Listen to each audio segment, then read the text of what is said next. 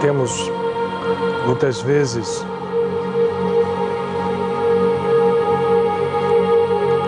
lembrado aqui a importância que teve para a história da civilização humana de uma forma ampla na face do planeta no século XIX. Neste período de 100 anos terrestres, antes mesmo que Albert Einstein nos trouxesse a novidade que rompeu paradigmas e até hoje não é aceita em sua plenitude na nossa vivência do dia a dia, quanto à relatividade e à integração absoluta dos conceitos de tempo e espaço. Nesse curto espaço de 100 anos, contados pelos moldes que nos conduzem nesse planeta, toda uma série de sementes foram plantadas em todos os aspectos da vida humana. Ainda que hoje nós vivamos a aceleração absoluta desse mesmo tempo e espaço na idade da informação e das tecnologias que nos desafiam, foi no século XIX que se plantou para o uso, para o bem ou para o mal, ou para aquilo que nós todos somos chamados desde a noite dos tempos por todos os mestres, o entendimento a respeito da transcendência dos conceitos imperfeitos de bem e mal com os quais ainda lidamos. Foi nesse tempo que se plantou essas sementes. Foram plantadas pelos cientistas, pelos líderes espirituais que floresceram em todos os quadrantes do planeta, em todas as doutrinas religiosas, em todas as escolas espirituais. A ciência avançou, a filosofia continuou o seu caminho de dualidade e de conflito. Conflito esse que aos poucos deveria ser, ainda não foi superado, entre o materialismo e o reconhecimento de realidades superiores que colocam o conceito de matéria em seu devido lugar. Esse período de luz trouxe sementes que, com maior importância do que nunca, devemos agora, nos momentos em que vivemos, dar a devida atenção. Um dos grandes mestres que passou pelo planeta nos lembrou, usando uma metáfora inesquecível, relembrando as tradições de seu povo, que em algum momento chegaria a hora da ceifa e da colheita.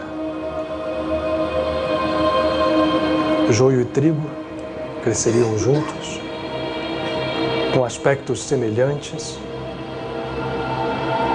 e essa separação se daria não por métodos e julgamentos humanos, mas por um único método infalível, que era o de si, cada criatura, reconhecer a si mesma como canal, como emanação, como imagem e semelhança da divindade. Não de falsos ídolos, não de imagens construídas pelas mãos de um ego, mas pelo caminho da identificação plena e total com aquele que nos criou. No século XIX, nas floradas que nos foram trazidas pelos espíritos que desceram de planos superiores para nos trazer tais sementes, identificamos certamente muitas. Hoje, especificamente, nos valemos de relembrar duas que no mesmo dia, no dia 30 de setembro, no início desse século e no final desse século, vieram ao mundo e deixaram o mundo.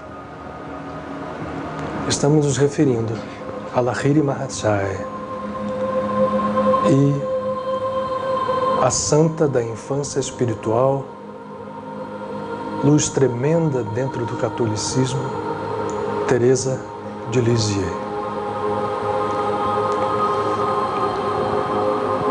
Na Índia, dominada politicamente pela opressão inglesa, Lahiri Mahachaya, que nos foi dado a conhecer como figura crística, porque todos nós temos em nós a centelha do Cristo, que significa o ungido, o Messias, aquele que é uno e expressa em toda a plenitude a divindade.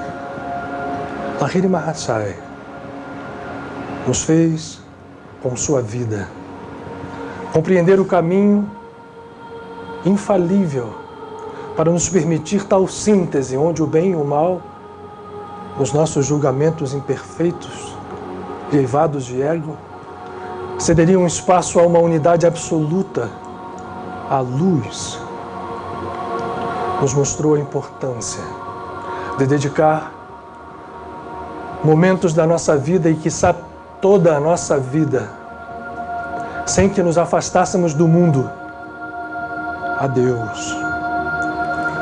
Paramahansa Yogananda, o nosso amado mestre, que tanto nos auxilia nessa casa, nos apresenta Lahiri Mahachaya como aquele que seria modelo para todo o ser que, querendo unir-se ao divino, não deixaria o mundo para mosteiros, para cavernas, mas continuaria a viver na vida de relação. Lahiri Mahachaya foi casado, teve filhos,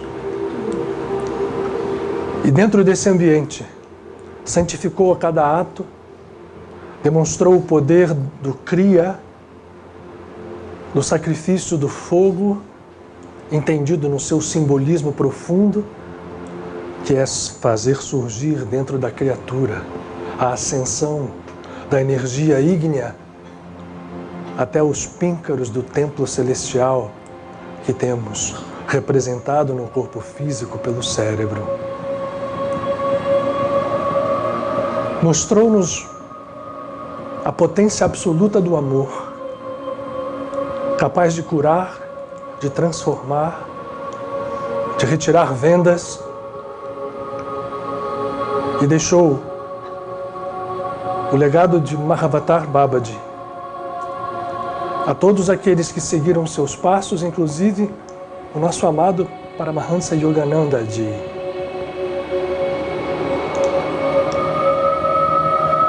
Semente, flor, que mais do que nunca hoje é de absoluto valor para todos nós que buscamos respostas, para todos nós que buscamos caminho. A outra flor, Teresa de Lisieux, floresceu num ambiente diverso,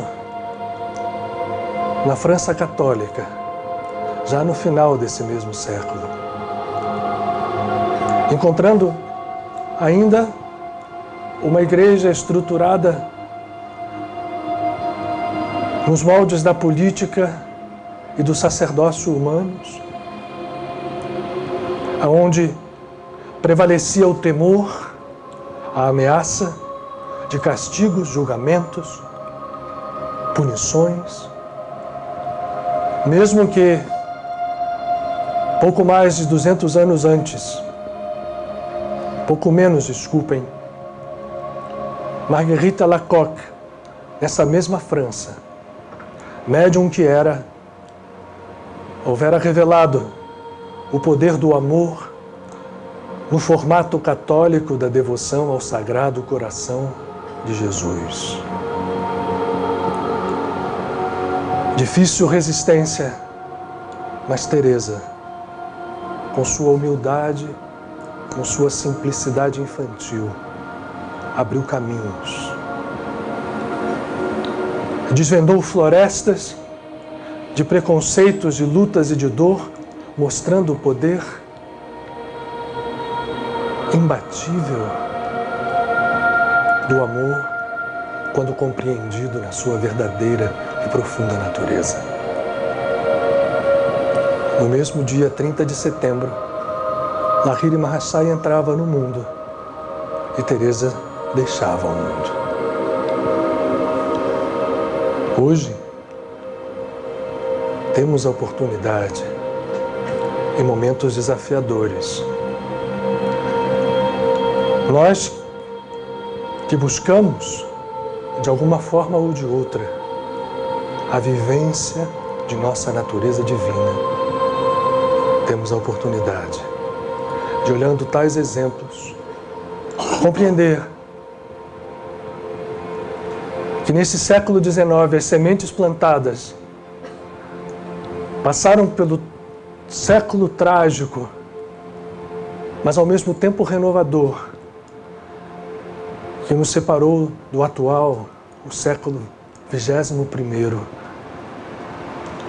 aonde se espera que a humanidade comece a sua tarefa final de libertação.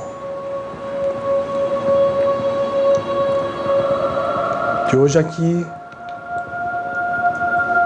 nessa casa, que não se arvora em titular de verdades absolutas, isso também é importante frisar, que não se arvora em nenhum grau de dotada de poderes, seja em relação a verdades ou poderes que nos façam diferentes, superiores ou quaisquer outras coisas que apenas remontam ao ego. Nessa casa, onde aquele que lançou as bases desta tenda, o nosso amado Padre Pio,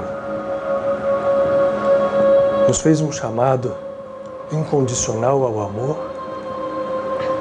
Nesta casa, o que buscamos é apenas através desse amor e de tudo aquilo a que ele remete e a todas as portas interiores que ele nos abre, a única coisa que buscamos é viver a divindade.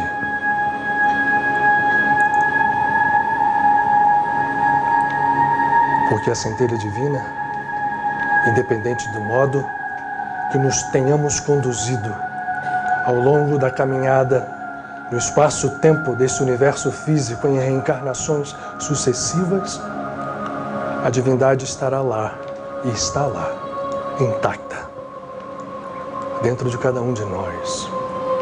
Chama que jamais se apaga e pronta sempre a brilhar na sua maior intensidade.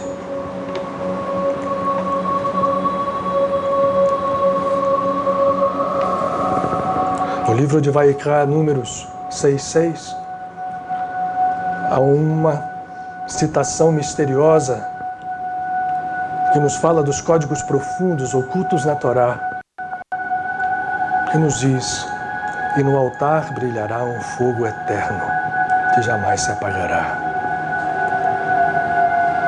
Os templos físicos desaparecem, as igrejas muitas vezes se perdem. Mas o altar sublime que cada um tem dentro de si mesmo, esse é absolutamente indestrutível e o fogo que ali está jamais se apagará. Viver Deus é acender esse fogo.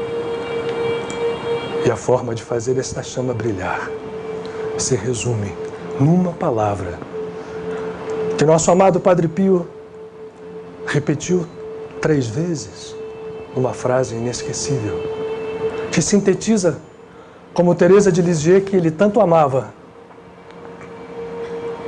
que conhecia na sua santidade verdadeira, amar, amar e amar. Nada mais. Que não nos esqueçamos.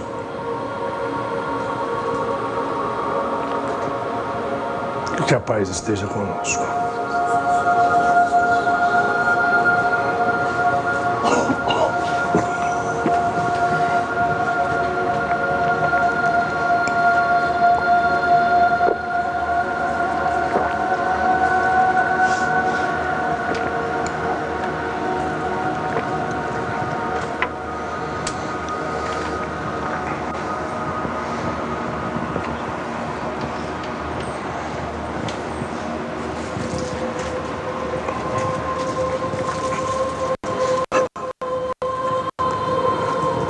Muito boa noite a todos, sejam muito bem-vindos à nossa casa para mais um encontro, para mais um aprendizado em conjunto.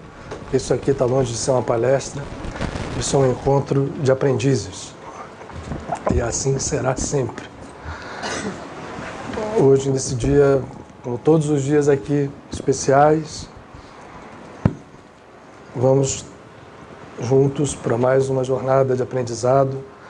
E, portanto, sejam todos bem-vindos, especialmente aqueles que estão aqui pela primeira vez e aqueles que estão nos vendo agora de um tempo para cá, pela tecnologia que nos permite estar juntos sem que fisicamente estejam presentes. Aqueles que estão conosco pela rede, muito bem-vindos também. E o Otton, que hoje está aqui, seja bem-vindo e rapidamente você tem aviso, né? Eu já vi que você posicionou aqui o microfone, a Valéria, então tem avisos e logo depois o Otton, por favor.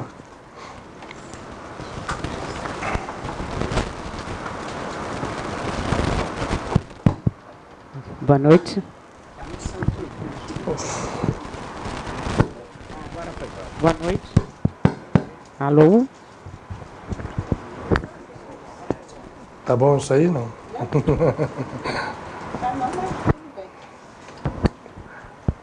Hoje o meu papelzinho é eletrônico. Vai ficar aqui do meu lado. Alô? Bom, vamos tentar falar assim mesmo. Tá bom, não, mas tudo bem. Quer usar o meu? Tá muito estranho. Tá, bastante. Eu acho que a gente vai precisar. Não. Assim acho que não vai dar. O Pato Donald não está aqui. Fica falando lá para ele cantar. Alô? Alô? Nossa, alô? Tá... Não é. Definitivamente não é a voz da Ângela Maria. Pronto. Oi, gente, boa noite. Esse aqui é o nosso grande Ricardo Jordão. Lembrete da semana que estamos entrando no novo mês, então, primeira sexta-feira do mês, Equilíbrio Espiritual Mensal. Quem ainda não vem, venha. É um trabalho muito legal, muito importante, de grande vibração, de grande energia. E ele é para a gente mesmo, né? Os frequentadores, médiuns da casa, trabalhadores. Vamos criar esse hábito de usar esse dia, de aproveitar esse dia para o nosso equilíbrio, para o nosso reequilíbrio, como diz a chamada, tá bom? Então, o horário indicado de chegada a partir de 5h30, às 18 horas a gente abre e vamos assim até às 7h30 da noite juntinhos. Quem quiser saber mais, pergunta para a gente lá embaixo, para a gente não ocupar muito aqui o tempo. E a gente pode aproveitar, né, Luiz, para falar um pouquinho mais do seminário, do nosso retiro espiritual. Aí eu só estou dando a deixa. Você não vai falar da parte... Não, mas a parte logística, burocrática, a gente fala lá embaixo. Eu deixo para você falar a gente tem ressaltado muito da parte boa espiritual da coisa. Até quem convive mais com a gente nos anos anteriores sabe que a gente não é o nosso normal ficar repetindo de maneira, enfim, semana após semana, quase isso a gente tem feito em relação a o que pode, quando eu digo pode, é porque é um trabalho em conjunto, acontecer em Mendes, no nosso encontro anual, quando nós fazemos, é aberto a todas as pessoas, não é restrito a membros da casa, até porque a casa, esse conceito de ser membro aqui é um conceito muito próprio, muito específico, né? Não há uma ordem aqui, sacerdotal, enfim, membro assim ou membro assado. Não existe essa hierarquia aqui dentro. Então, ela é um encontro aberto que nós fazemos quase sempre no final de novembro. Esse ano vai ser dia 24, 23, 24 e 25, que são sexta, sábado e domingo, em que nós nos reunimos como chamamos Maristas, mas tem algum nome antes? Né? Não, é o Espaço Marista Espaço mesmo. Marista Espaço mesmo, Marista. Né? Que é um local... só a gente indo lá para ver. É extremamente aprazível e próprio para esse tipo de encontro. E o que nós fazemos ali é uma vivência espiritual no sentido prático, em que nós buscamos galgar degraus interiores, no sentido de entender com mais precisão o porquê, o que devemos fazer aqui.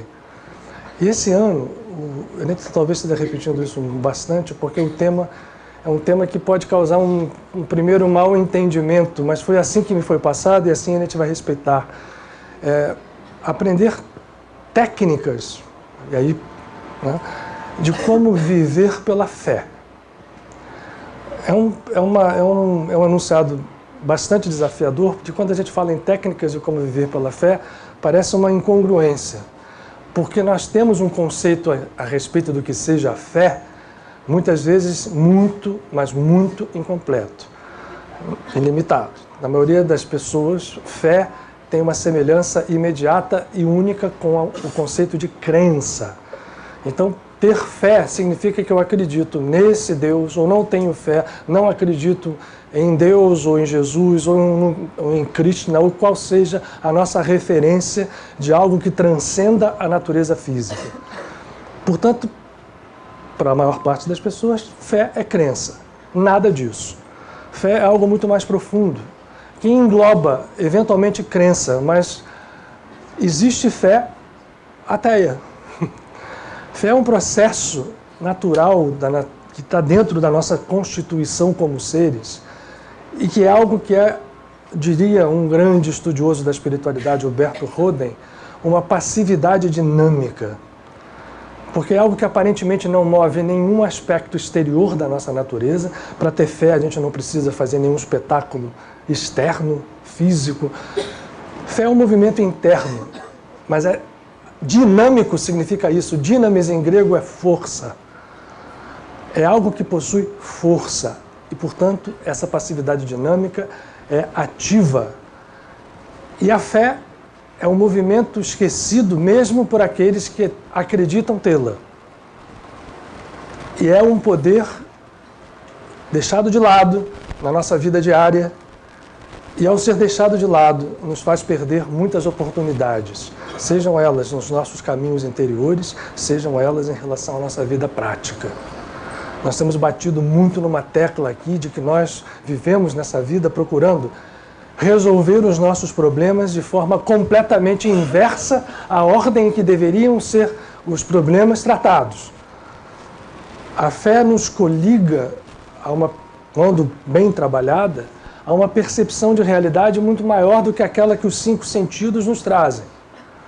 Ainda que nós não tenhamos técnicas ou tecnologias para lidar com ela é tão natural e tão instintiva que ela aparece, às vezes, de uma forma com ninguém que nunca estudou isso.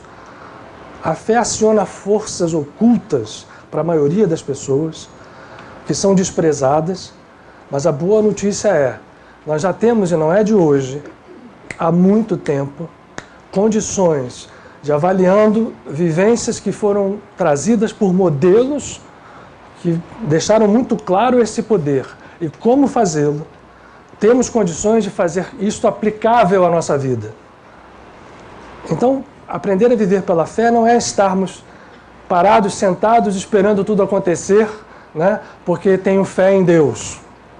Viver pela fé é um trabalho específico, apenas orientado para que, no final das contas, a ação física complemente e não prevaleça ou seja prévia ao movimento feito por este tipo de fé que nós estamos falando. O Encontro de Mentes, portanto, vai lidar com isso. A gente pensou até, eu particularmente, pensei até em mudar o título, mas estou sendo recomendado a mantê-lo, para que nós entendamos de uma vez por todas e depois possamos ser canais também de replicar, primeiro aplicando na nossa vida, entendendo como isso é poder, e depois podendo ser modelos para passarmos isto para outros companheiros de jornada que caminham conosco. Nós estamos acostumados a entender fé como algo que não tem nada a ver com a fé real e com a fé que é aplicada por aqueles que vivem. Repito, até nos ateus. Há ateus que têm fé sem saber. A tal força do pensamento, a tal força da vontade, o tal estado interior que hoje é muito aplicável, inclusive por técnicas psicológicas, exemplo, a programação neurolinguística, lidam com esses aspectos. Só que nós não vamos enfocar nisso, senão a gente faz um curso de programação neurolinguística, ou do segredo. Não é.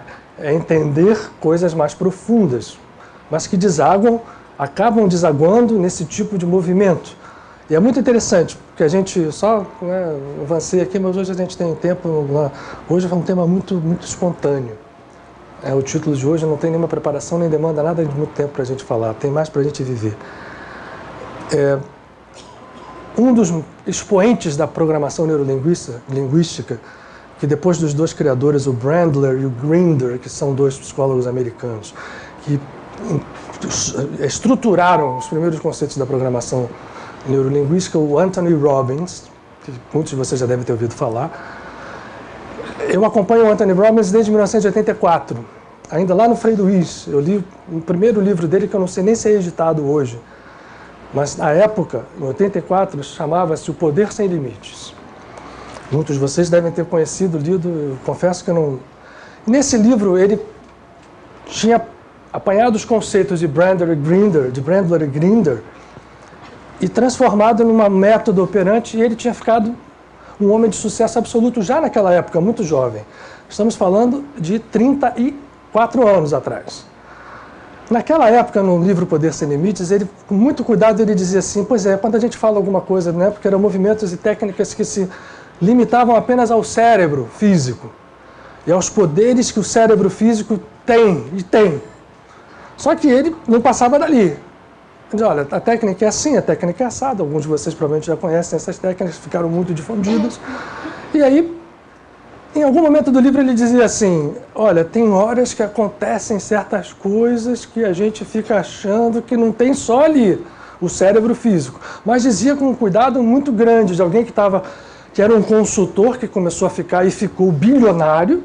Hoje, enfim, talvez vocês tenham, quem não conheça tenha visto um filme com um comediante que eu sempre esqueço o nome, mas com a Gwyneth Paltrow, que era uma pessoa que é treinada pelo Anthony Robbins para ver a beleza interior.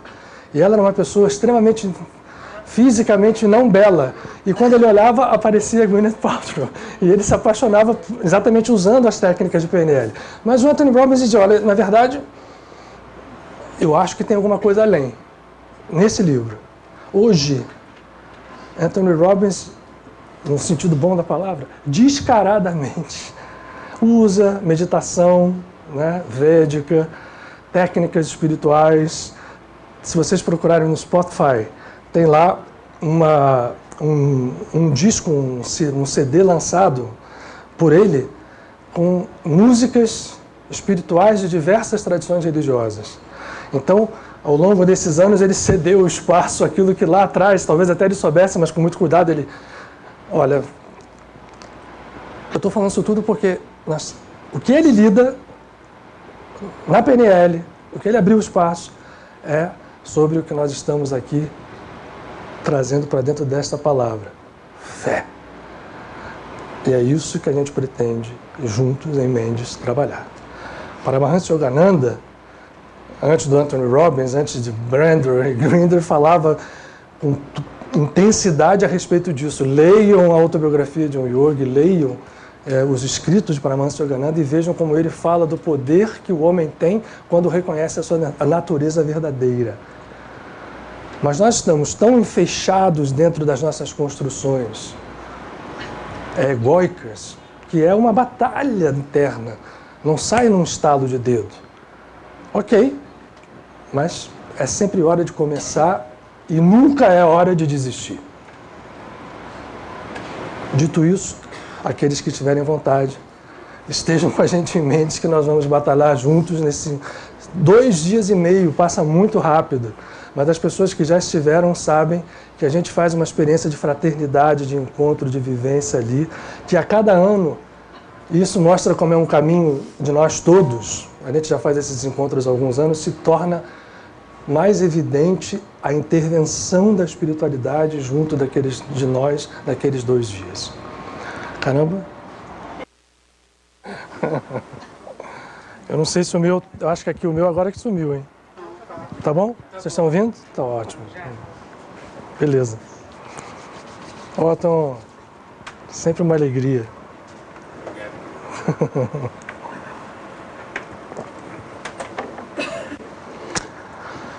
Aproveitando os ensejos de nós nos reunirmos sempre em dias que são dias que nos levam a uma possibilidade de meditar, de nos entusiasmar, essa ideia, em relação à busca espiritual que nós todos, até sem saber, estamos fazendo.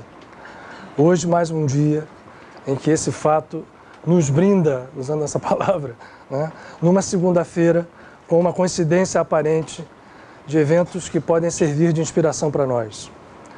E como a casa de Padre Pio, e a gente repete porque muitos de vocês estão conosco não há muito tempo, ela se baseia num fato, e é o que dá nome a essa palestra de hoje, entre aspas, essa conversa de hoje, de um lema, e que foi mudado, inclusive, ao longo dos 21 anos que a casa existe. Ela começou como um local onde nós aprendíamos, ou buscávamos aprender a viver em Deus. Havia essa conjunção. Não me lembro se há 4 anos atrás, ou um pouco mais, talvez 5, nós recebemos a orientação espiritual para sacarmos fora o em. E o lema da casa passou: uma casa onde nós buscamos aprender a viver Deus. É mais ousado, aparentemente até ousado num sentido de orgulho, mas quando nós falamos em viver Deus, de viver a divindade, o entendimento de viver a divindade dentro de nós mesmos, e não viver em algo que, quando a gente põe esse em, ainda nos dá uma impressão, ainda que longínqua, de alguma coisa que está longe de nós, e ainda que ele transcenda a nossa realidade, porque o nosso Criador é o inominável, Pai, Mãe, é o infinito, e, portanto, tudo que a gente faz na tentativa de defini-lo é vão. A divindade, ainda que transcenda, ela está também de modo infinito, no infinito que cabe dentro de tudo que a gente tenta limitar.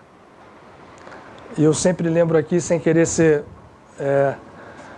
metido, de que o infinito se contém em espaços finitos. Na tábua dos números naturais, um intervalo qualquer, e eu estou usando aqui o 0 e o 1, se eu fizer divisões pela metade, sucessivas, eu não vou em nenhum momento parar, eu vou chegar ao infinito. Há uma teoria matemática chamada da teoria dos limites, quando eu vou fazendo isso, eu me aproximo do um e não chego lá. Porque eu sempre tenho um espaço, seja qual for a razão que eu use, para percorrer.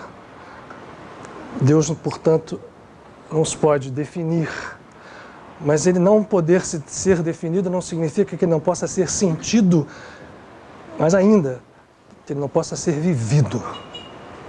E viver Deus é o nosso norte.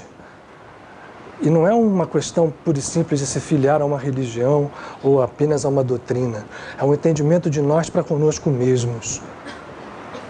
É abrirmos espaço para que aquela chama que existe dentro de nós, oculta, guardada lá no fundo de todas as construções ilusórias que nós fizemos, essa chama possa vir tomando lugar e fazer da nossa vida o que, e aí eu sei que é unanimidade, todos nós buscamos. Ninguém aqui, nem nenhuma escola espiritual propõe a dor, o sofrimento como meta. Todas as escolas, todos os modelos espirituais nos propõem felicidade. Nós buscamos felicidade de 500 mil formas e quase todas elas pelo viés do ego, no sentido pelo viés da limitação. Pelo viés de entendermos que as coisas devem obedecer a uma realidade que nós criamos e apenas aquele molde. Quando o viés que nós devemos buscar é o oposto disso. É abrirmos para o ilimitado, para o infinito, que está ali prontinho para despertar dentro de cada um de nós, desde que nós queiramos e façamos o caminho. Muitas vezes no início ele parece e é muito duro, porque nós vamos encontrar resistências sólidas em aparência, porque nada é sólido, nós já sabemos disso, mas a nossa afinidade com isso vai nos criar uma impossibilidade. Lao Tse, que foi citado aqui e que nós conversávamos sobre isso há 4 semanas atrás, quando falávamos do Tao Te Ching, que a força, aí valendo do que o Otton disse, da brisa, a força da água, é muito mais poderosa de qualquer explosão. A água faz o caminho aonde ela quer, com a sua simplicidade, com a sua calma. Tudo que nós vemos na natureza, né, rios, né, é traçado pela força paciente da água. Esse é o caminho que nós podemos fazer dentro de nós mesmos. E aí, há um momento em que essa história se incendeia, porque a água também pode ser aquecida, ela pode virar vapor, ela pode produzir trabalhos mais intensos, mas nós temos que começar pelos passos pequenos. E hoje aqui, nós estamos num dia em que nós temos, eu vou usar nesse dia, porque esse dia, um até já terminou, mas hoje, dia 1º de outubro, se comemora uma das maiores personalidades que iluminou o século XIX dentro do catolicismo, chamado Teresa de Lisieux, a nossa popular Santa Teresinha para os católicos, que usou exatamente isso sem nenhuma conceituação, né, teórica, porque a vida dela se resumiu a 24 anos físicos, certamente, e é uma alma experimentadíssima em vidas anteriores, mas dentro daquele espaço-tempo em que ela viveu no século XIX, de 1873 até 1897, quando ela desencarna, 24 anos depois, não teve nenhuma, apesar de ela demonstrar nos seus escritos um conhecimento profundo, depois foi proclamada até doutora da igreja, mas o que ela faz prevalecer dentro da sua vida é o poder que nós podemos associar à força da água e dessa entrega absoluta. E o Otton, com muita felicidade, hoje trouxe textos aqui, a gente sempre brinca. Eu nunca converso com o Otton antes, né? A gente não se fala. Eu sempre confio que ele vai trazer um texto que tem a ver com o que a gente vai falar. E hoje foi na mosca. Essa simplicidade que é a vivência do divino em nós é o poder maior que nós temos à disposição, e ele é desprezado porque ele tem uma aparência extremamente frágil a uma primeira análise. Eu diria uma aparência quase que inconsistente, porque como nós não temos vivência de entender que a realidade invisível, ela sim é que preconiza, é que forma, é que molda o mundo visível, não é o contrário, como muitos de nós ainda pensamos, até aqueles de nós que temos crenças espirituais, acreditamos que o que faz surgir e que molda tudo é o que está aqui, mas ao contrário. Nós temos que fazer como um raio, né? Ninguém acredite que um raio caia. O raio não cai. O raio acontece quando existem dois polos, um que vem da Terra, muito pequeno, e que faz fechar um circuito. O raio surge como algo que conjuga terra e céu. Ele não cai do céu na nossa cabeça. Esse pequeno movimento simples, que chamam do polo positivo do raio, ou polo que faz um pequeno movimento, é comparado ao que fazem esses grandes mestres que nós, principalmente aqueles que apareceram a partir do século XIX, em todas as escolas e tradições espirituais, a nos mostrar que vale a pena fazer o esforço simples como a água, porque os resultados são muito maiores do que a nossa expectativa se nós persistimos. Teresa fez isso. E a gente vai falar um pouco dela porque, para mim, ela é um grande exemplo, ela transcende ao catolicismo. Ela é uma entidade que passou 24 anos, eu insisto nesse tempo, para nós vermos o quão pouco é. E falando um pouco da vida de Teresa, nos mostra com toda a clareza, e ela foi muito clara nisso, nos seus escritos, que serviram de base para que a gente entendesse a grandeza desse espírito, para mostrar o quão humana ela é, o quão humana ela era na encarnação em que ela viveu, e o quanto isto não impediu dela decretar para si mesma a busca daquilo que ela chamou de santidade, e que é o que a gente entende como santidade, que é exatamente essa vivência divina, é viver Deus. Para ela, a santidade é o conceito que a gente deve aplicar à palavra santidade, que vai levar a um estado de felicidade. E mais do que nunca hoje, no século XXI, esta verdade se torna mais evidente e mais possível. Teresa percebeu que santidade não era ser uma pessoa completamente isolada de tentações ou vivências humanas, de pensamentos humanos. Ao contrário. Santidade para ela era a gente entender como a palavra santo, o inglês nos ajuda,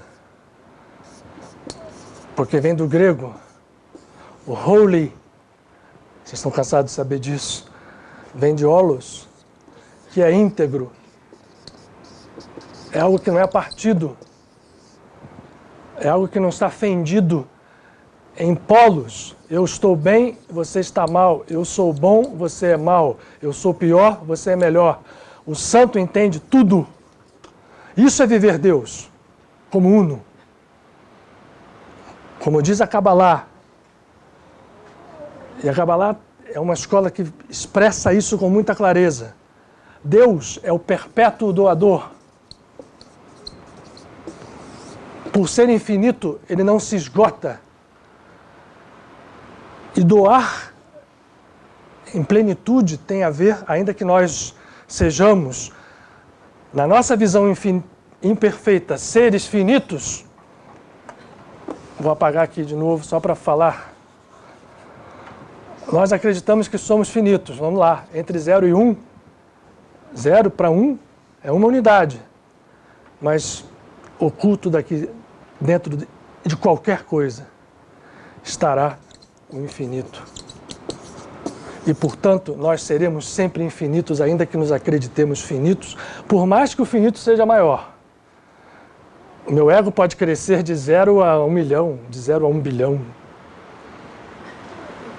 Mas aqui dentro, do 0 para o 1, vai estar o infinito da mesma forma.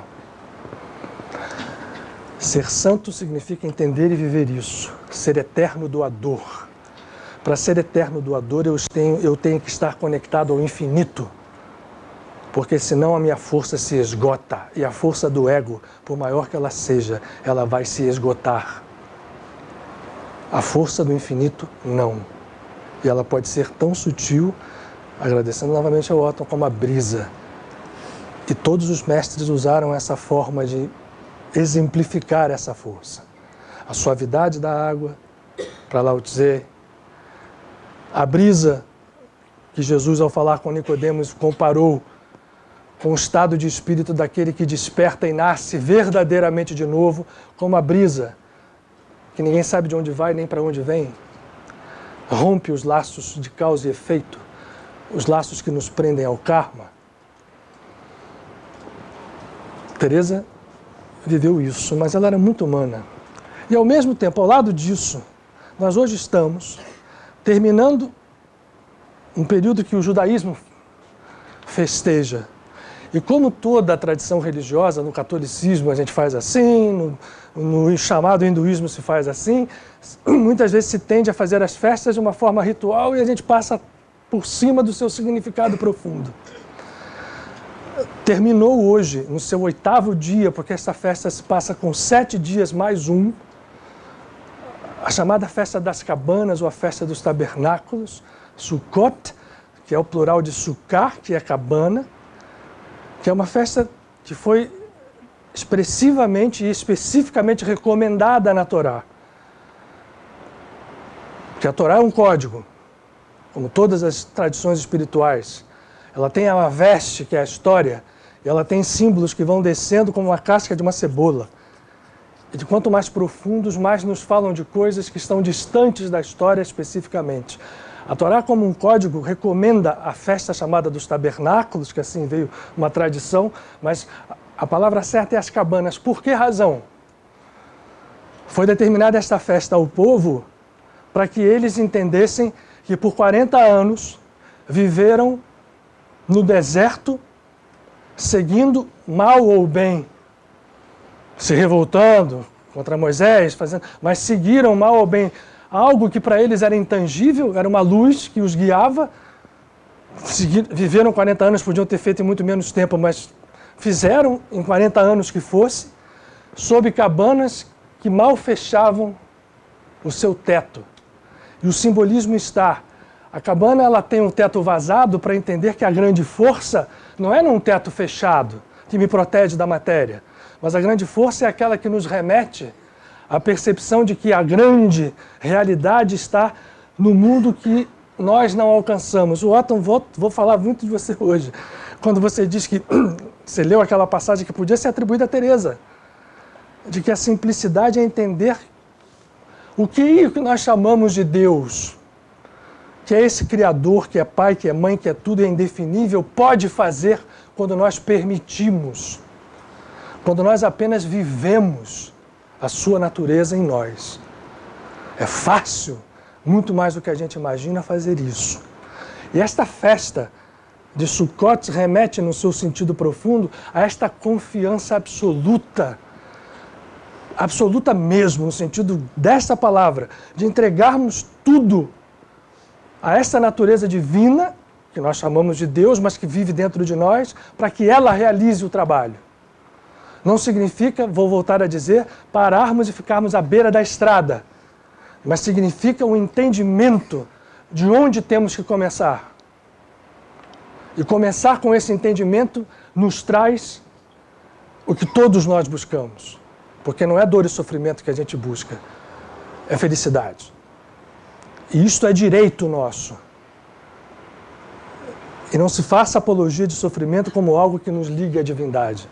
O sofrimento pode até acontecer, mas ele acontece como componente de um processo que no final ele leva à felicidade, e não é só lá do depois que a gente morre no céu. Ela pode e deve ser aqui, porque aqui faz parte da criação. O mundo físico é tão divino quanto o que nós chamamos de reino dos céus. O próprio mestre falava que estava dentro de nós. Essa festa de Sukkot tem, como eu disse, 7 dias mais um. E nós acabamos de terminar no pôr do sol de hoje, 30 de setembro, essa festa é uma festa móvel, o 8º dia, que se chama em hebraico Shemini Atzeret, Shemini é 8. E Atzeret é uma palavra que tem várias, como o hebraico tem várias raízes. Uma delas remete a um conceito de um dia sem tempo.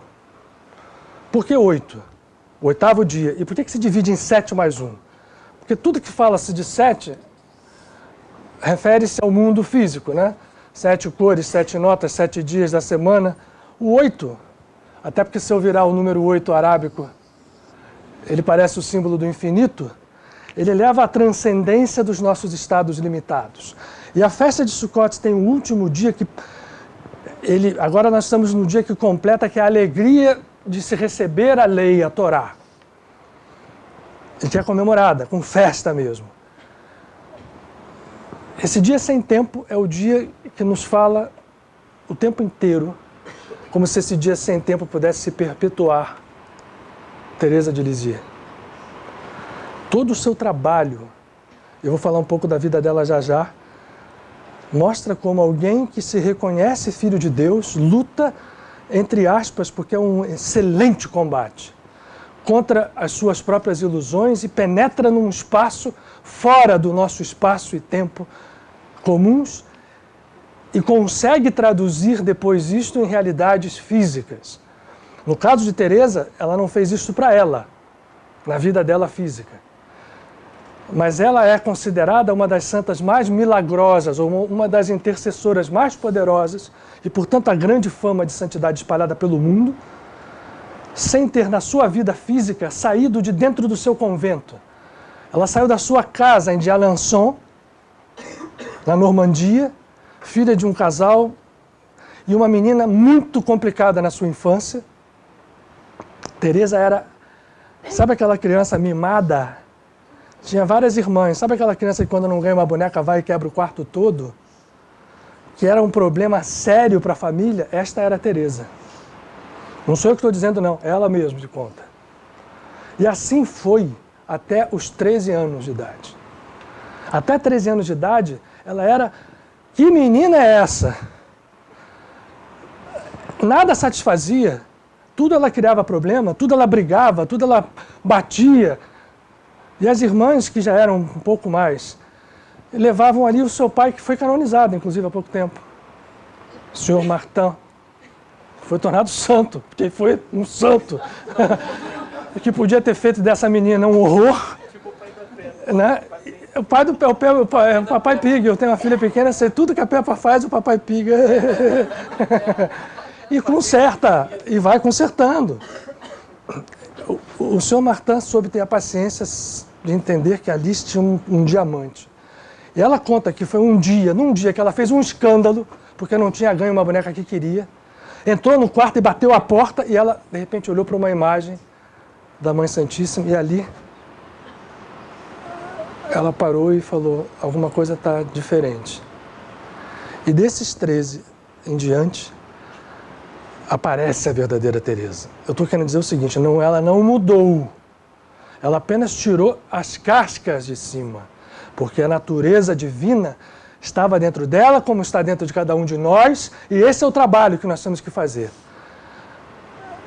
Ela faz esse trabalho, ela consegue, depois o seu pai era uma pessoa bem posicionada na sociedade, tinha dons e posses, mas foi tão intenso essa luz espiritual, que ela faz um pedido ao Papa, porque não se podia entrar no Carmelo, ela queria ser carmelita, freira carmelita descalça. E havia em Lisieux, que é uma cidade perto de Alençon, há um mosteiro carmelita. E não podia entrar com uma idade, ela consegue uma autorização específica para entrar. Com 15 anos, e dos 15 aos 24, se transforma numa santa, talvez das mais populares, não saiu do convento. Que forças ela mobilizou? A única força, única. Vocês vão ver aqui, eu vou ler entre 500 coisas que ela escreveu, poesias, tanto que muita gente a aponta, quem acredita em reencarnação, como reencarnação da própria grande Teresa d'Ávila, que a gente tem aqui até uma imagem dela, não sei se foi ou não foi, mas não importa. Ou de Joana d'Arc, a Teresa viveu num período que já havia fotografia.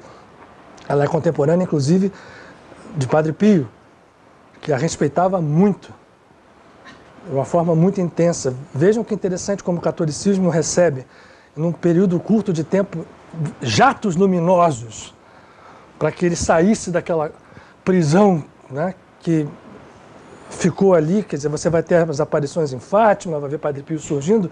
Teresa desencarna 6 anos depois que Padre Pio recebe os estigmas e já era reconhecido como um sacerdote, mas não tinha TV, internet naquela época, mas ela, sem sair do convento, ela mobiliza perdão a condenados. Havia pena de morte naquela época era algo assim, não ter pena de morte é que era estranho. E ela consegue libertar alguns. Há um caso, inclusive, muito conhecido de um que ela foi até o final, ela não conseguiu reverter, mas esse condenado se transforma, se revela. E depois que ela desencarna, porque ela dizia assim, eu quero passar o meu céu na terra fazendo o bem. E realmente ela faz isso. Ela começa a agir, tanto que ela é, dentro do catolicismo, a padroeira das missões. Porque ela queria ser uma missionária, ir ao mundo, como foi depois uma outra Teresa de Calcutá. Mas sem sair, depois desencarnada, ela vai tocar milhares de pessoas e continua fazendo isso. Todo mundo que é devoto dela sabe da história das rosas, né? Das novenas, de receber uma rosa. A atuação espiritual dela é uma coisa impressionante. Ela vai converter Thomas Merton, que é um escritor a quem ela aparece. Ela vai curar e depois transformar de uma das médiuns que viveu na Alemanha nazista, chamada Teresa também, Neumann, que foi visitada por Paramahansa Yogananda, que tinha fenômenos mediúnicos explosivos. Inclusive, toda sexta-feira ela entrava em sangramento e entrava em transe falando em aramaico. E deixou dados muito específicos sobre a historicidade do evento de Jesus Cristo. Teresa, portanto, entendeu e viveu o que era a santidade. Mas como é que ela fez isso? Olhando, estudando, né? Ela fez sem saber. Nenhuma técnica específica, mas fez. Entrega completa à presença de Deus, isso é meditar e amar. Amar e amar de uma forma como uma criança. O caminho dela, muitos traduzem numa frase, é o caminho da infância espiritual. Como é que um filho faz quando é pequenininho, né, com o pai? Se o pai chega e diz assim, vai assim, bota num relógio, se joga, a criança, se você puser o teu filho pequeno em cima de um armário e diz, salta aqui, a criança não vai te dar, né? Só vai me segurar, ela vai se jogar. Tanto que às vezes tem um lado, né, que faz o que não deve. Mas essa confiança trazida para dentro de uma consciência é a única coisa que nos importa para que a gente viva a divindade. E para que a gente passe a ser não mais um ego finito que vai se esgotar em algum momento, mas que possamos ser um canal infinito. E isso vai nos remeter a esse 8º dia desta festa. Os 7 dias de Sukkot são para que a gente tenha consciência de que eu não vivo pelas forças que eu acredito que são as forças que me fazem viver. Eu não vivo do pão humano. O que é o pão humano? Do fruto apenas do meu trabalho, da minha visão, dos meus esforços materiais, ditos materiais, mas dentro desse universo físico. Né? Porque nós acreditamos nisso. Eu tenho que fazer isso, fazer aquilo, falar com aquele outro. Ok, mas desde que eu entenda o processo, a gente não entende, a gente mantém esse processo de uma forma horizontal. Eu preciso conectá-lo. E isto só se faz de verdade quando a gente tem esse espírito de infância espiritual dentro de nós. Teresa viveu isso, como outros viveram, e mostrou que quando se faz, o finito, qual seja ele, expressa o infinito que está oculto. E esta festa, voltando, fala de 7 dias que representam os esforços dentro do plano físico, que são controlados pelo número 7. E o 8º dia que nos faz num dia sem tempo, entender de onde tudo parte e para onde nós devemos direcionar a nossa força original. O Shmini Atzeret, que acabou agora e que entra depois numa alegria de receber o código profundo da lei, vai aparecer pelo seu extremo poder, porque Jesus era, ao contrário do que muita gente não acredita ou não quer ver, ou coloca, né? Porque há muitos cristãos que que nascem, vivem e morrem sem saber que Jesus era judeu.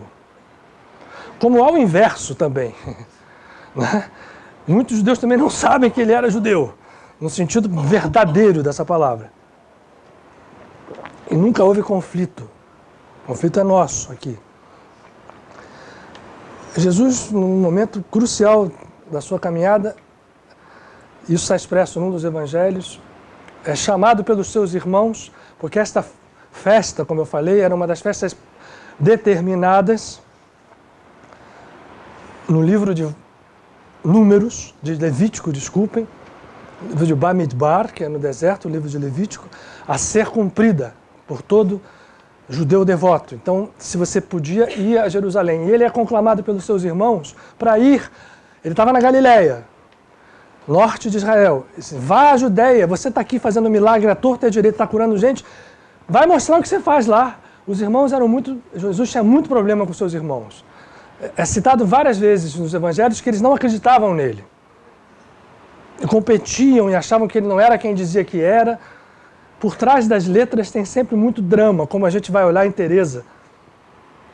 Eu contei só um pedaço aqui dessa infância, né? Aparentemente que não tem nada de exemplar. Depois a gente vai falar um pouquinho das lutas internas que ela passa perto do final. Mas Jesus tinha isso e ele fala assim, por que você não vai lá fazer? É a Sukkot, chamada Festa dos Tabernáculos, as Bíblias normais vão descrever assim.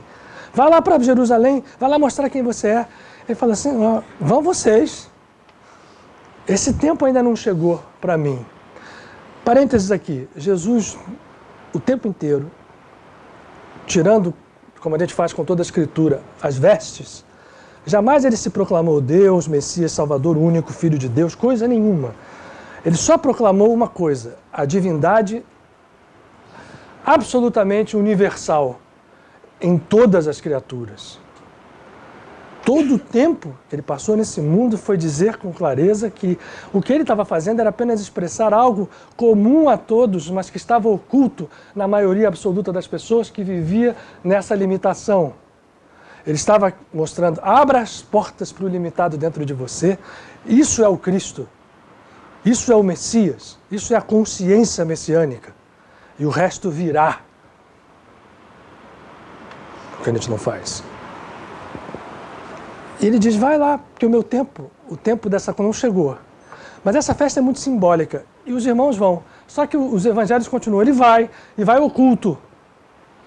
E no meio dos dias, chamado Kol HaMoed, que são os dias que se contam até o 7º dia, ele começa a aparecer no templo de Jerusalém. E o seu combate era contra a visão sacerdotal extremamente mundana que se instalara no templo de Jerusalém.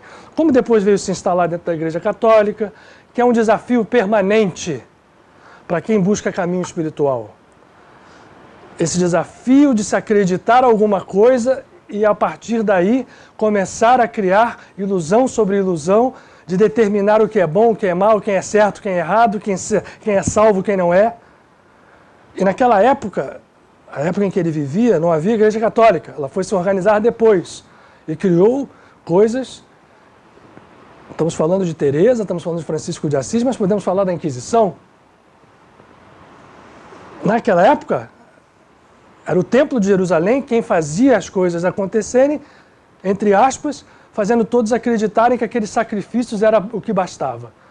E Jesus começa pela primeira vez a aparecer no templo e a falar o contrário, a dizer que Deus era liberdade, Deus era união, Deus era luz pura, Deus era amor incondicional, Deus não fazia acepção de pessoas, Deus não condenava ou dizia isto ou aquilo.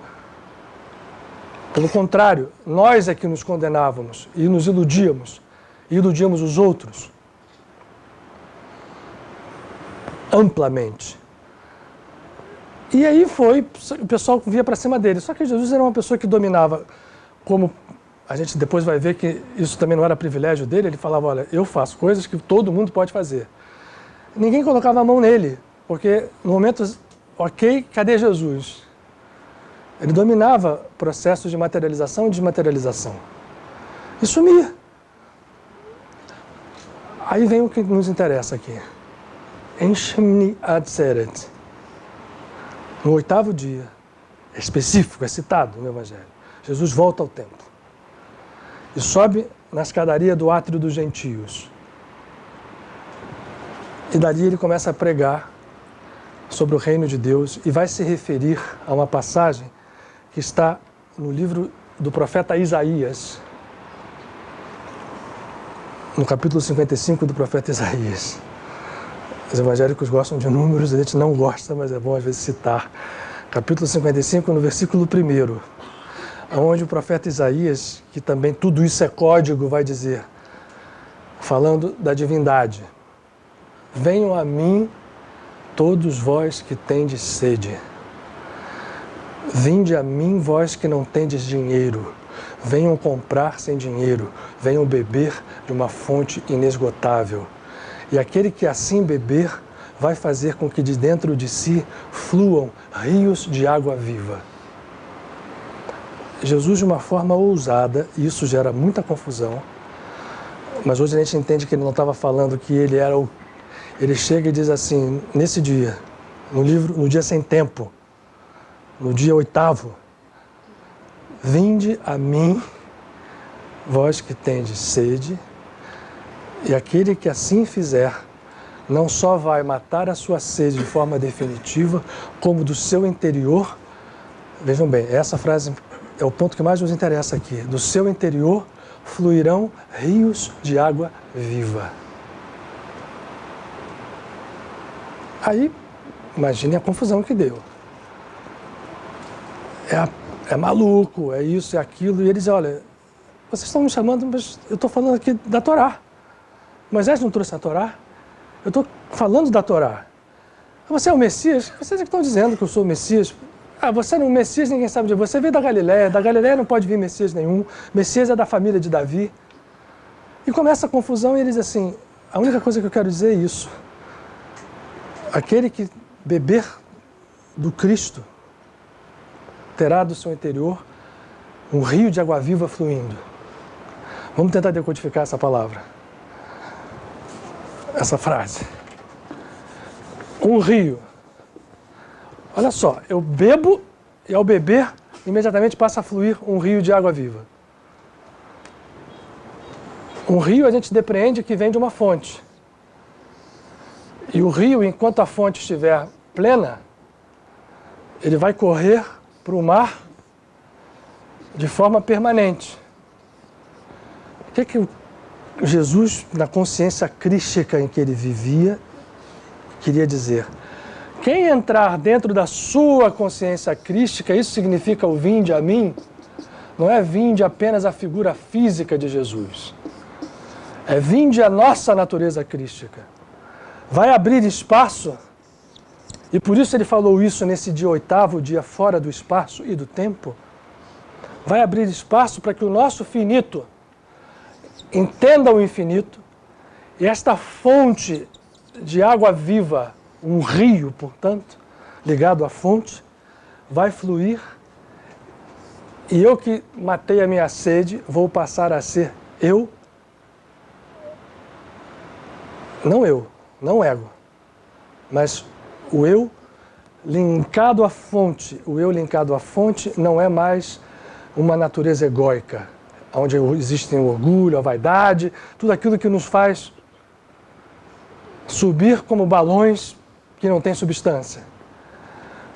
Algo ligado à fonte é um canal. E um canal, como um rio, desde que a fonte seja plena, e nós estamos falando de uma fonte infinita, é inesgotável. E aquele que vai, a natureza crística que está dentro de si e bebe, não tem mais sede, e ao mesmo tempo que não tem mais sede, passa a descedentar como um canal todos aqueles que dele se aproximam. Olha que coisa espetacular e como ele casa isto perfeitamente no dia certo, no 8º dia de Sukkot. O 8º não, porque são 7, mas são 7 mais 1. Esse 1 fala do infinito, daquilo que não tem tempo, não tem espaço e, portanto, não exige de nós esforços marcados no tempo e no espaço.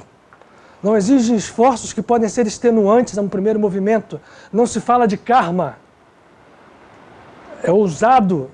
Se fala de outra coisa, de esforços internos que nos levam à misericórdia, que nos levam ao amor. O amor incondicional. Isso é viver Deus. Viver a divindade era o que ele fez. Isso aqui foi muito próximo do momento final da sua vida. Essa ida a Jerusalém se repete depois, logo depois acontece um momento, né, que ele é crucificado numa morte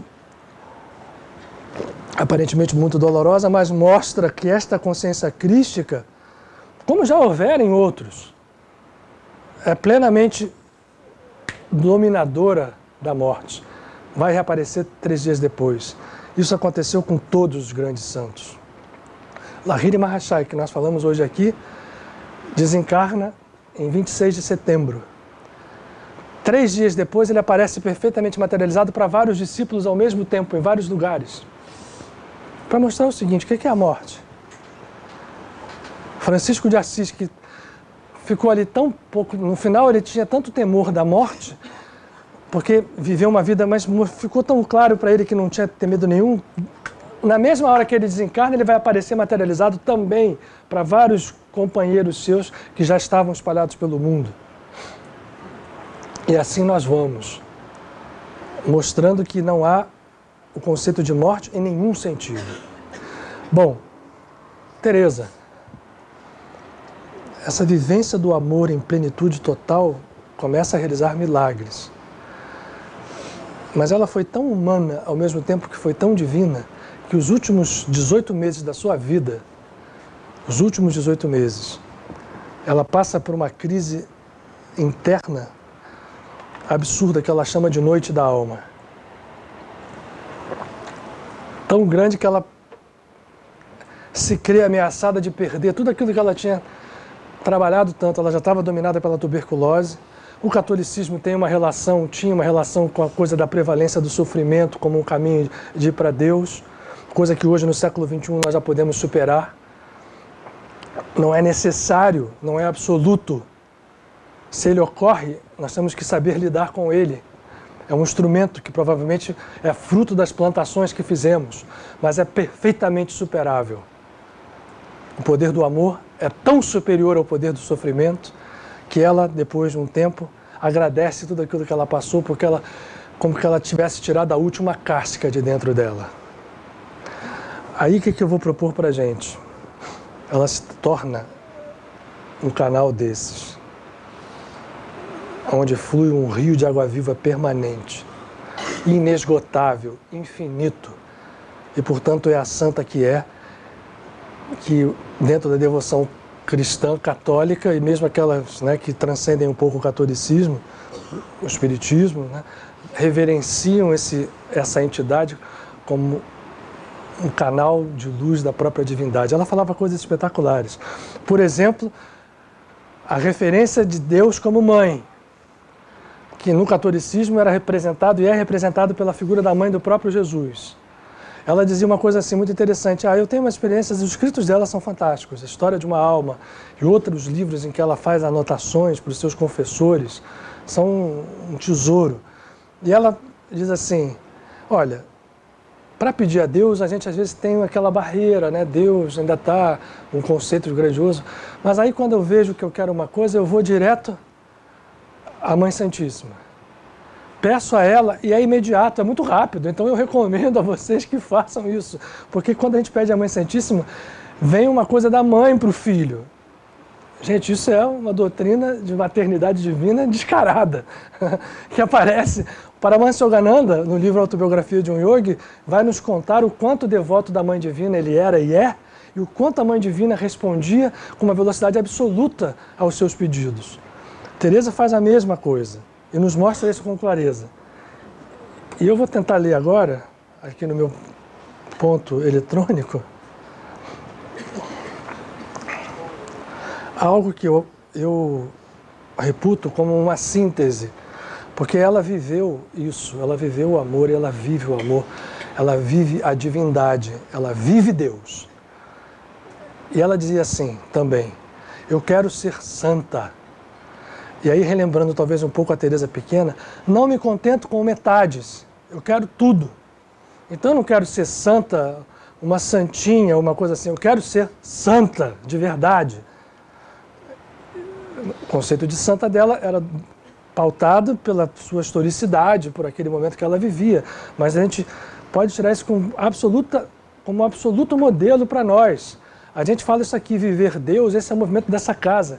Que a gente não se engane, nós não estamos aqui para ser bonzinhos, nem para fazer tarefas externas e acreditar que isso esteja nos dando algum ganho. É lógico que é louvável que a gente faça esforços exteriores nessa comunidade, como em qualquer uma. Mas não acreditemos bobamente que esforços exteriores nos concedam qualquer privilégio ou qualquer ganho por si próprios. Eu posso passar, não se conta, apesar de, no livro lá do André Luiz se contou aquela história do bônus hora, no nosso lar, mas o bônus hora do nosso lar, se a pessoa não percebe a sutileza, tinha graus de substância. Porque, na verdade, não é o que eu faço exteriormente, como dizia o mestre Eckhart, que o Otton gosta tanto, que quase foi posto na fogueira no século XIV, porque ele dizia: o que nós temos que ser é sermos Deus. Nada mais do que isso. A obra externa é vazia se ela não estiver feita por esse primeiro e único e grande passo, que é a obra interior de sermos Deus. Eu quase fui para a fogueira. Eu sempre tenho que pedir licença ao Otton quando eu vou ler qualquer coisa aqui, né, a esse mestre. Ela fez muitas poesias.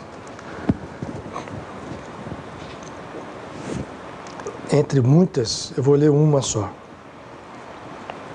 porque eu acho que isso mostra exatamente a identidade com Deus. Lembrem, Deus é o doador perpétuo, como diz a Kabbalah, a fonte inesgotável. Nós, quando nos unimos a isso, tomamos água, matamos a nossa sede, imediatamente ficamos um canal infinito que descedenta. Isso é o amor. E ela dizia: viver de amor é dar sem medida, sem reclamar na vida, recompensa. Eu dou, sem calcular, por estar convencida de que quem ama nunca em pagamento pensa. Ao coração divino, que é só ternura e enjorro, eu tudo já entreguei. Leve e ligeira eu corro, só tendo essa riqueza tão apetecida, viver de amor. Viver de amor, banir todo o temor e lembranças das faltas do passado. Não vejo marca alguma em mim do meu pecado. Tudo queimou o amor num só segundo. Chama divina, ó doce fornalha, eu quero no teu calor fixar a minha morada. E em teu fogo é que canto o refrão mais profundo. Eu vivo de amor. Eu proponho que a gente faça agora uma meditação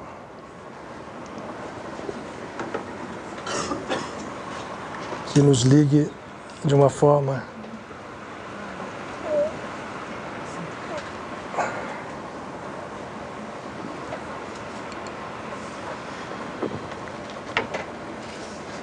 menos ortodoxa à figura cósmica de Teresinha de Lisieux.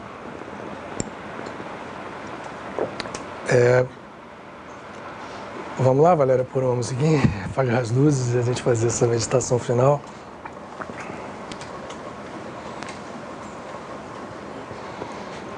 que nada mais é do que a conexão da nossa consciência com essa presença, que se tornou, na verdade já era sempre, apenas deixou que isso jorrasse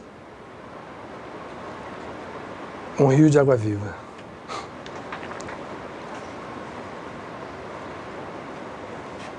O que um dia nós todos, sem dúvida, seremos também. Curados, seremos curadores. Feridos que somos, sararemos feridas, e a única coisa que nos importa é manter a força de persistir um dia após o outro. Então, nesse momento, vamos, cada um de nós, nos colocar de uma forma confortável. Aqueles que estão nos seus lares também podem fazê-lo, nos assistindo. Porque não há distância, não há espaço, não há tempo na percepção da realidade em níveis mais altos e mais profundos. É importante que estejamos conscientes. E uma das formas, na verdade, a forma de iniciarmos a conexão com os estados mais profundos da alma é usarmos a respiração. A respiração, que é o símbolo primeiro da própria vida.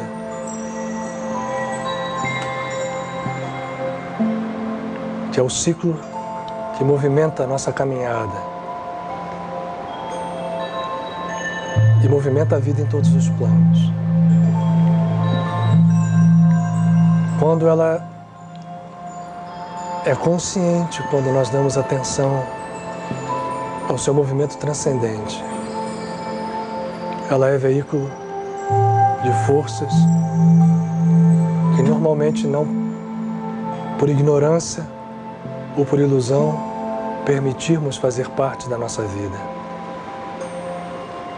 Os hindus têm um termo, o pranayama, que evidencia com clareza que além do ar, do oxigênio, outros elementos profundos entram em ação, invisíveis, energias vitais, quando inspiramos e expiramos. Então vamos fazer isso de forma ritmada e permitindo que aqueles que aqui estão, que apesar de humildes e amorosos, são seres de infinita sabedoria, guardiões ocultos, muitos deles, da nossa caminhada. Nós queremos nos dirigir àquela que falou uma frase tão bela ao dizer: os tempos são chegados em que nós queremos um elevador para nos levar ao Cristo e a Deus. Não mais escadas. Eu não tenho forças nem tempo para galgá-las. Mas o elevador da misericórdia, tenho a certeza que me levará aos píncaros de mim mesmo. Vamos mergulhar dentro de nós mesmos nesse momento. E pelo elevador da nossa concentração e da nossa fé, vamos permitir que aqueles que aqui estão toquem o santuário que existe dentro de nós. Na verdade, em cada célula do nosso corpo, mas que se expressa em maior poder no centro do tórax, na projeção do coração, e no centro crístico do ponto que se projeta no corpo físico, na região entre as sobrancelhas e no alto da cabeça. E vamos respirar concebendo a luz viva, curadora, a cada movimento de inspirar e deixando sair de nós tudo aquilo que nos enfraquece por qualquer meio quando expiramos.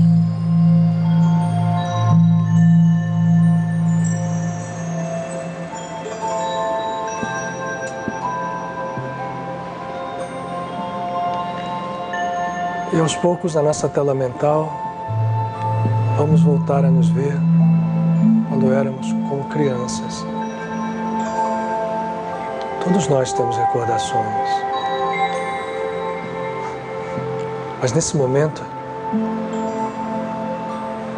o que ganha forma, um cenário que será único para cada um de nós, se assim ele vier, é a nossa forma infantil. Na idade que também, de modo natural, se apresente a nossa busca interior no banco sagrado da memória. Mantendo a respiração. A nossa forma infantil retoma o seu estado natural, que nos fazia olhar tudo com um olhar doce, humilde, muitas vezes eivado das características do ego, mas sempre com um toque de naturalidade, de espontaneidade, que nos fazia ter uma confiança natural. Ainda que o nosso temperamento fosse difícil, essa confiança natural estava ali, presente. Vamos nos contemplar nesse cenário, que pode ser uma campina, uma praia, ou mesmo um local fechado, um templo, não importa. Ele será único, será nosso. Mas nesse quadro, no qual nós sentimos a presença inteira, que vai se tornando cada vez mais sensível, de modo que podemos tocar numa flor, ou num móvel, ou na areia da praia, ou na água do mar. Nesse cenário que se torna cada vez mais, para nós, uma realidade, vamos ver surgir um globo de luz, que aos poucos vai se intensificando e crescendo, e se aproximando de nós. Talvez possamos sentir o perfume suave de rosas,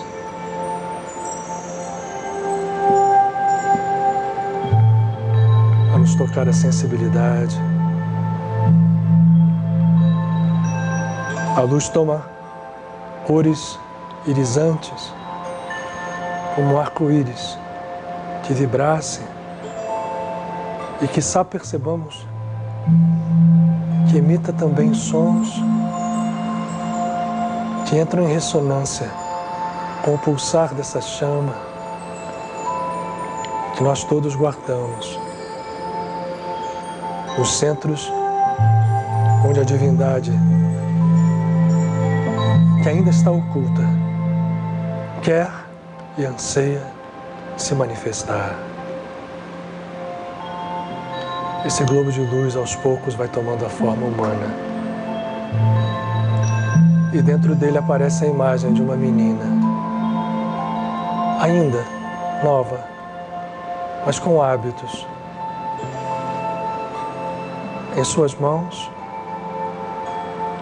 rosas. E nós, como crianças, corremos em direção a ela, E no ato seguinte,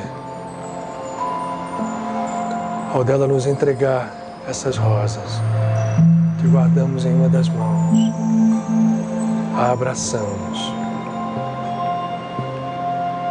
E unidos a esse amor, experimentamos, ainda que num flash ligeiro,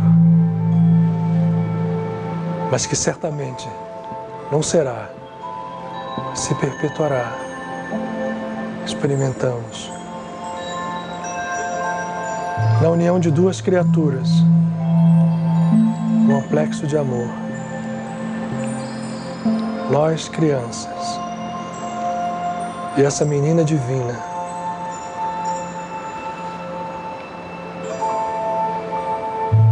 Teresa,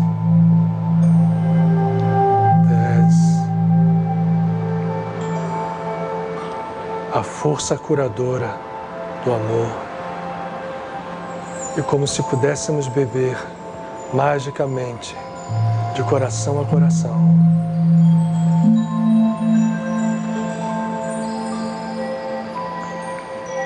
sentimos a água viva tomando cada célula de nosso corpo, cada fibra do nosso espírito.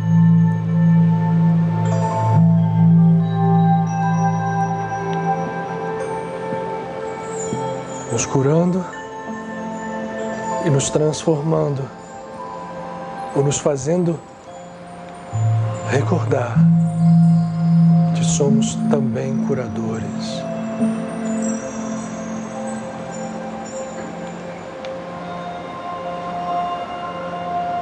Vamos experimentar essa sensação, cada um de nós, do seu próprio modo, e transformá-la numa oração por todos aqueles a quem amamos, por todas as buscas que realizamos, estendidas aos poucos a tudo e a todos que caminham conosco. Esse pequeno globo, aonde a única fatalidade será a da luz se expressar, desfazendo luz e trevas menores, como crianças. Oramos e sabemos e sentimos o poder da oração, o poder realizador dessa verdade.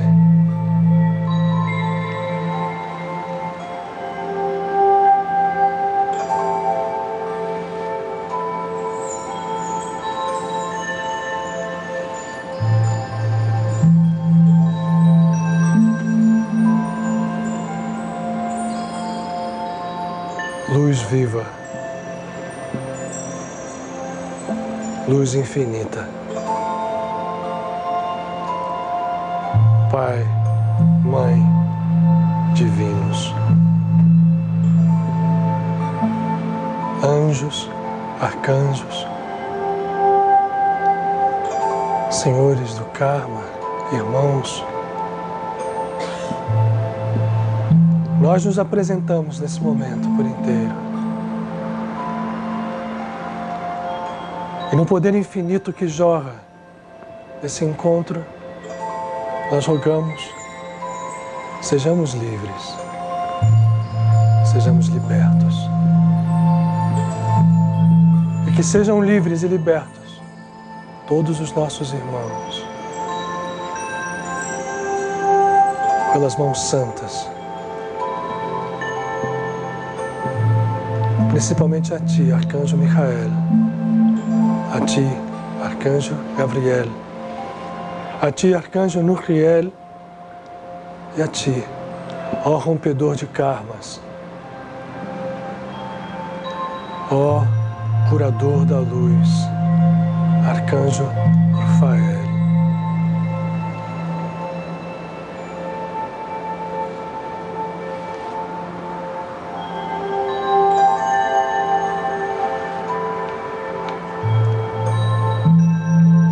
renovados nessa força. Temos a certeza de que ela estará disponível sempre, e como crianças nesse momento, abraçados a Thérèse, de buscarmos quando e onde seja.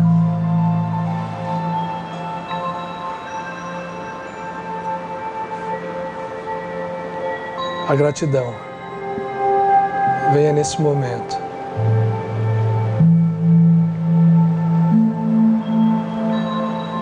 a compor essa música divina em profunda gratidão, nos valendo novamente da respiração.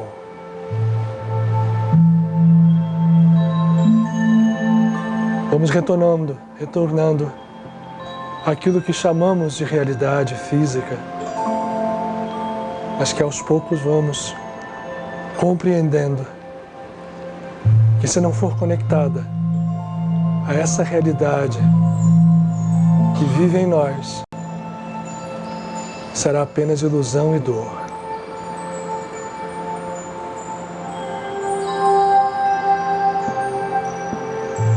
Em gratidão e paz, nos valendo da respiração,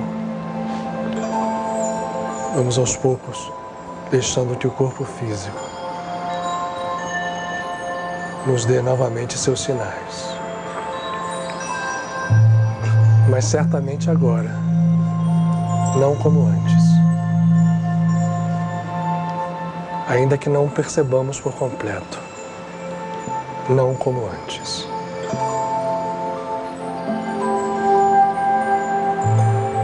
Respirando e agradecendo. Em profunda reverência a todos esses que aqui estão conosco.